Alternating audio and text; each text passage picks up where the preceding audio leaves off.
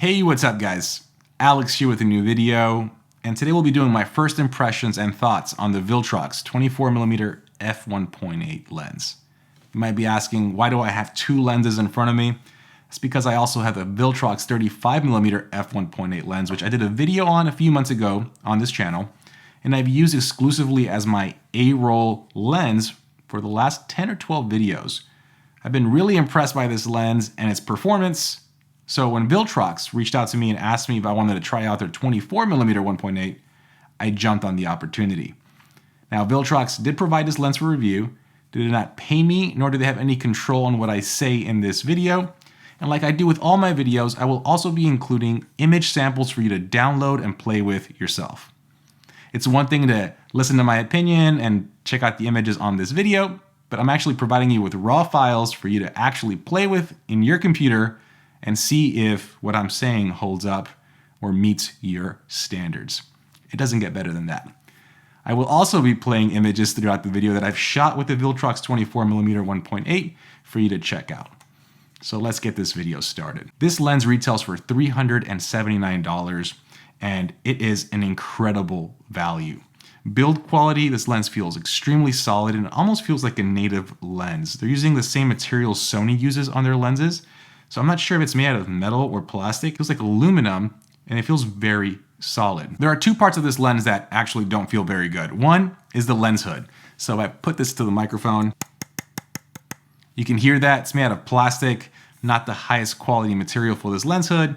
You're getting a budget lens.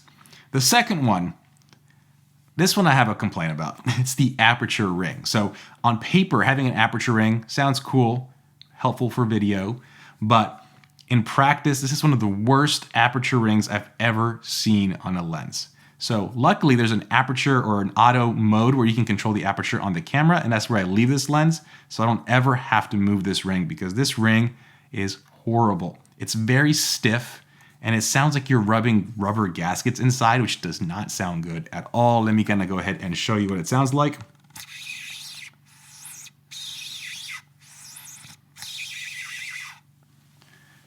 That is terrible. So how do you solve that?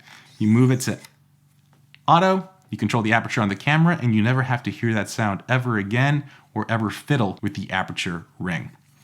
One thing Viltrox does do with their lenses, and this is really impressive, I wish most manufacturers did this, they include a USB-C port on the mount. I'll try to provide a close-up shot so you can see. That means you can update these lenses by plugging in directly into the mount, and you don't need any extra accessories. And the fact that it's USB-C is even a bigger plus. But what about image quality? So this 24mm lens is very similar to the 35mm lens, where wide open, it is extremely sharp in the center of the frame. I was actually impressed. Usually cheaper 24mm lenses or cheaper wide angle lenses aren't the sharpest. There's a lot of compromises, but with this lens at 1.8, center sharpness is incredible. It is really, really good. Where it does fall apart is in the corners, and there is some vignetting, but that's when you start thinking about who is this lens really for? So like I mentioned, I've been using the 35mm for YouTube, where I'm in the center of the frame and the corners and sides don't really matter. I'm a portrait photographer as well, which means usually when I'm shooting portraits, I am framing with my subject in the middle of the frame. When shooting a 24mm focal length or any wide focal length, I also want to frame my subjects in the middle of the frame to avoid any distortions. With wide angle lenses, if you put your subject on the sides or in the top, the head can get warped and the body can get warped, and you want to avoid that. So if you're shooting portraits, street photography, this lens is great wide open at 1.8. Well, what about landscape?